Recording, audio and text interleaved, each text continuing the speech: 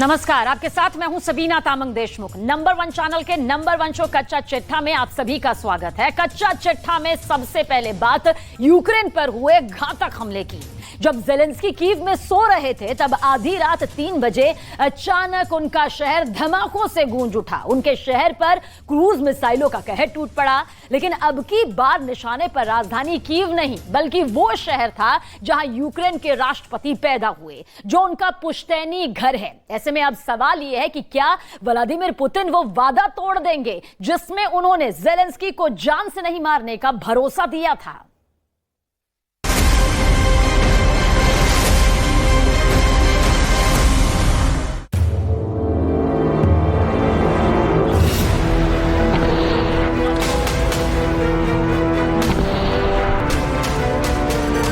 Vladimir Putin के दिल में आक्रोश की आग इस कदर धधक रही है कि अब रूस का किलर स्क्वाड व्लादिमीर जेलेंस्की के घर में घुस गया है। ये मध्य यूक्रेन का क्रावाइव शहर है, जहां रात के अंधेरे में रूस की घातक क्रूज मिसाइल इस 5 मंजिला इमारत पर गिरी तो कोहराम मच गया।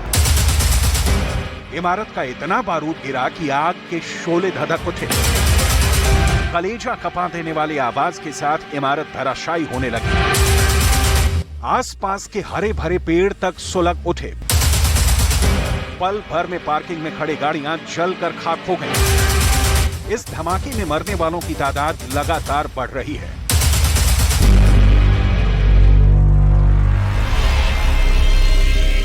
कुछ लोग तो नींद में ही मौत की आगोश में समा गए, तो कुछ मलबे में जिंदा दफन हो गए। कुछ जख्मी लोग अब भी जिंदगी और मौत के बीच झूल रहे हैं।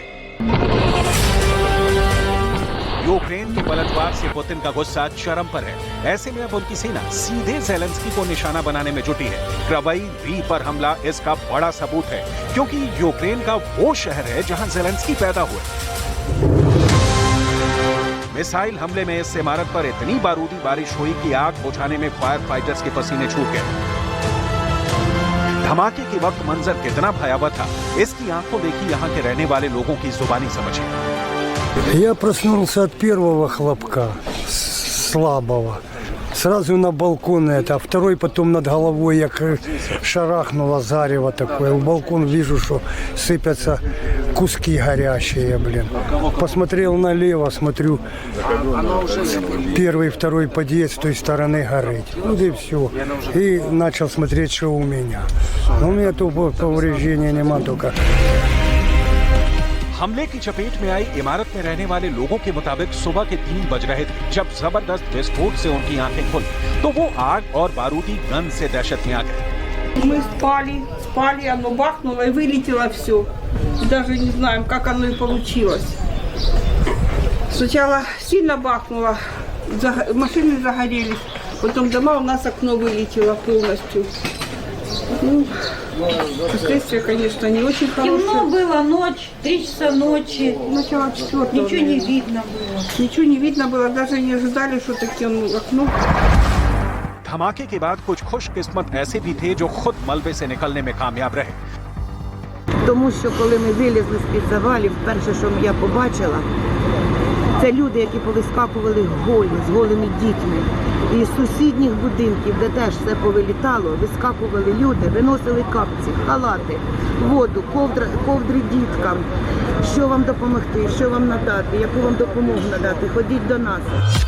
जेलेंस्की के क्रावाइव शहर में रहने वालों के लिए ये बहुत बड़ी आपदा थी, ऐसी त्रासदी जो उन्होंने अब तक कभी नहीं देखी थी।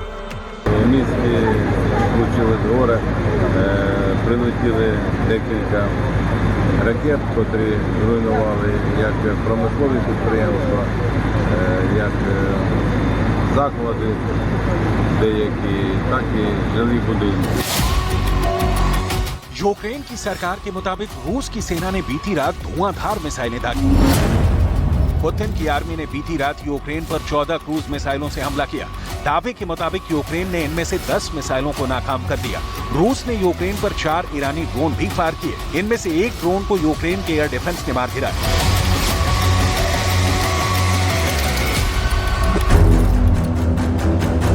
इसके जवाब में हमला यूक्रेन ने भी किया, लेकिन रूस का दावा है कि उसने जेलेंस्की की सेना के हर वार को बेकार कर दिया।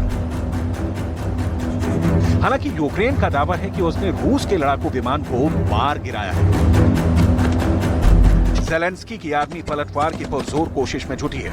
यूक्रेन ने डोनेट्स्क इलाके के कई गांवों पर दोबारा काबिज होने और रूस के सैनिकों को खदेड़ने का दावा किया है। ड्रोन कैमरे में कैद ये डोनेट्स्क का स्टोरोजेवे इलाके की तस्वीर है, जिसे यूक्रेन के सैनिकों ने रूस से दोबारा हासिल करने का दावा किया है। यूक्रेन के दावे के मुताबिक उसने रूस से 7 गांव वापस छीन लिए हैं। दावा तो यह भी है कि ज़ेलेंस्की की सेना क्राइमिया पुल से अब सिर्फ 90 किलोमीटर दूर है। यूक्रेन के दावों को सही साबित करने वाले कुछ वीडियो भी सामने आए हैं, जिसकी तस्दीक इंटरनेशनल न्यूज एजेंसी रॉयटर्स ने भी की है।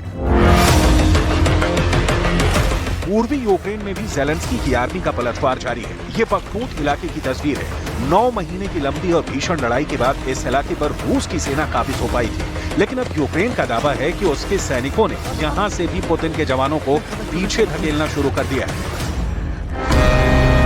ज़ेलेंस्की खुद कह चुके हैं कि उनकी सेना का पलटवार जारी है, लेकिन ऐसा लगता है जैसे अमेरिका को ही यूक्रेन के इस दावे पर यकीन नहीं है। These are, of course, early days, so much too soon to say exactly where this is going. But I think it's important to note that as a result of more than 50 countries coming together in support of Ukraine, and particularly the courage and tenacity of Ukraine's military and its people, we're confident that they will continue to have success in what they're trying to achieve, which is to take back the land that's been seized from them by Russia. Zelensky का दावा है कि रूस पर पलटवार में उन्हें उम्मीद से ज्यादा कामयाबी मिल रही है। पुतिन की सेना को खदेड़ने और नुकसान पहुंचाने में यूक्रेन के लिए पश्चिमी देशों से मिले हथियार अहम रोल निभा रहे हैं। ऐसे में ज़ेलेंस्की ने अमेरिका से कम 50 पैट्रियट एयर डिफेंस सिस्टम देने की मांग की है। यूक्रेन को अब तक जर्मनी और अमेरिका से एक पैट्रियट डिफेंस सिस्टम मिले हैं, तो जर्मनी से भी ज्यादा लेपर्ड 2 टैंक देने की गुजारिश की है। यूक्रेन को जर्मनी से अब तक 18 लेपर्ड टैंक मिले हैं। रूस की सेना ने यूक्रेन के एक पैट्रियट डिफेंस सिस्टम को मार गिराने का भी दावा किया था, जबकि जर्मनी के लेपर्ड 2 टैंक को बर्बाद करने के कई वीडियो सबूत भी सामने आ चुके हैं। ये ज़ैपोरिज़िया इलाके की तस्वीर है, जहां रूस ने यूक्रेन के मेड इन जर्मनी लेपर्ड 2 टैंकों को तबाह कर दिया था। एक तरफ ज़ेलेंस्की है, जो उधार और मदद के हथियारों से यूक्रेन को बचाने की कोशिश में जुटे हैं, तो दूसरी तरफ ताकतवर पुतिन है, जो अपने घातक हथियारों से यूक्रेन को मिट्टी में मिलाने पर आतुर है। यूक्रेन की जंग 16वें महीने में दाखिल हो चुकी है। इस दौरान रूस को भी बड़ा नुकसान उठाना पड़ा है, लेकिन इससे बेपरवाह पुतिन अपने सैनिकों की हौसला अफजाई में जुटे हैं। रूस के नेशनल डे के मौके पर पुतिन ने यूक्रेन की जंग में जख्मी जवानों को हीरो ऑफ रशिया और ऑर्डर्स ऑफ करेज जैसे सम्मानों से नवाजा। इस मौके पर पुतिन ने रूस के लोगों में देशभक्ति का जज्बा कायम रखने की अपील की। В непростое для России время они еще больше, крепче объединяют наше общество, служат надежной опорой нашим героям, участникам специальной военной операции. Патриотизм, ответственность за судьбу отчизны завещаны нам предками, которые достигли поистине грандиозных трудовых и ратных побед. जाहिर है ये समय पुतिन के लिए भी बहुत कठिन है, क्योंकि यूक्रेन में युद्ध के 475 दिन पूरे हो चुके हैं और ज़ेलेंस्की को घुटने पर लाने की पुतिन की हसरत अब भी अधूरी है। ऐसे में सवाल ये कि क्या अब यूक्रेन में पुतिन कुछ ऐसा कर गुजरेंगे जिसका अंदेशा बीते कई महीनों से जताया जा रहा है, और वो अंदेशा है यूक्रेन में परमाणु धमाके।